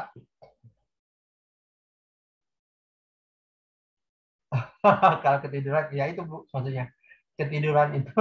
Ketiduran pada saat sholat itu karena bawah sadarnya terlalu memegang kendali. Jadi relax, pegang kendali. Jadi makanya saya bilang, sama seperti tadi saya bilang ya, nyetir di tol, kalau Bapak Ibu nyetir di tol, atau suami atau pasangan kita nyetir di tol, usahakan ajak ngobrol ya. Karena terlalu nyetir di tol, walaupun 200 km per jam, tapi stabil, itu bahaya. Kenapa? Karena saking stabil, sesuatu yang stabil, itu relaksasi terjadi. Dan pikiran kita hilang. Disitulah kita perlu. Saya kalau pergi keluar kota tuh kadang-kadang beli jeruk, beli apa gitu, supaya makan ikut ngunyah gitu, supaya dengerin apapun yang ada gitu, dengerin apa, supaya dengerin dan sebagainya, supaya kembali ke kesadaran. Tapi kalau kita stay diam, gitu, apalagi di kiri kanan tidur, belakang tidur, itu bahaya itu. Harus rame, kita harus sering bicara, harus sering ngunyah dan sebagainya, memastikan kita alert itu sadar. Jangan masuk ke bawah sadar. Sama seperti sholat.